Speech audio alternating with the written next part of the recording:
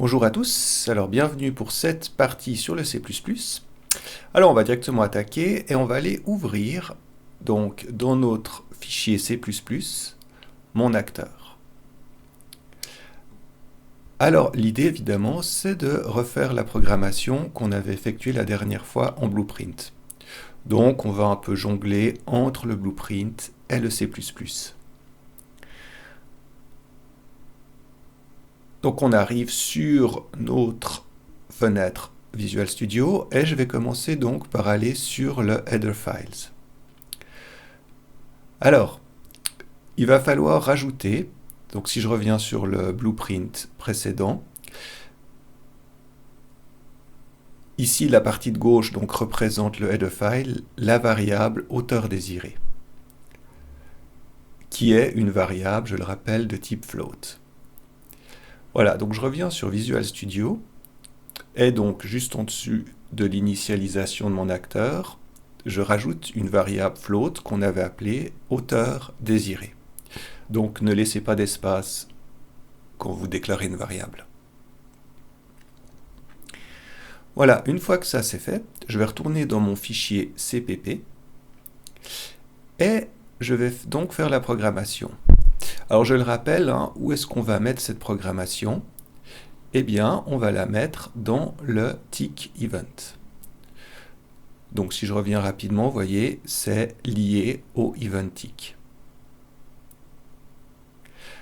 Alors, revenons ici et voyons comment procéder. Alors, je vais toujours en premier mettre la target, c'est-à-dire quel est l'objet sur lequel je vais faire le déplacement local.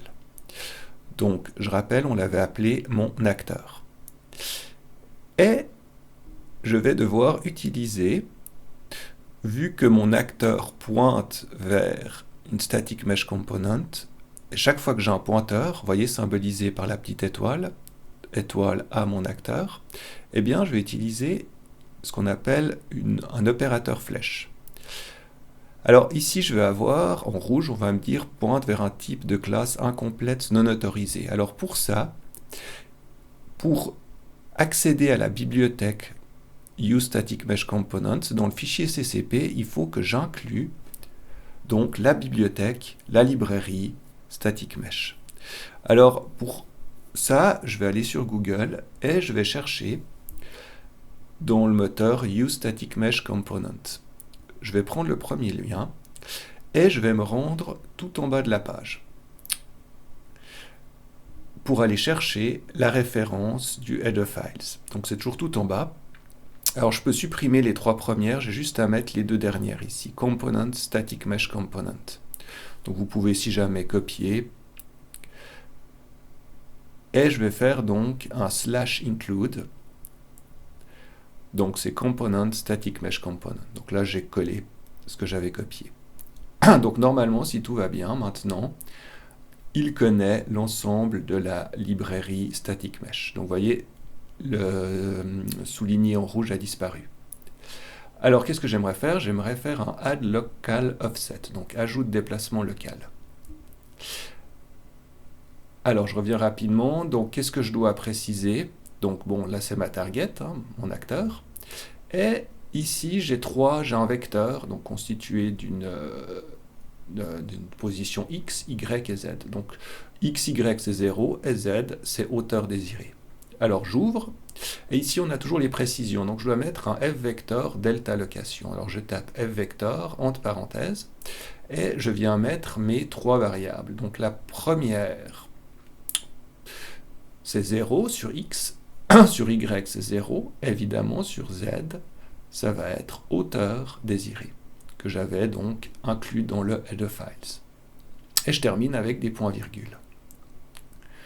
Donc une fois que ça c'est fait, je reviens brièvement dans mon acteur, donc j'aimerais pouvoir éditer cette variable dans l'éditeur. Alors je vais taper comme précédemment uProperty Edit Anywhere, ce qui va nous permettre de l'éditer directement dans le moteur.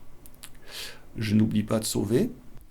Donc de retour dans l'éditeur, la première chose qu'on va devoir faire, c'est aller compiler le code pour enregistrer les modifications.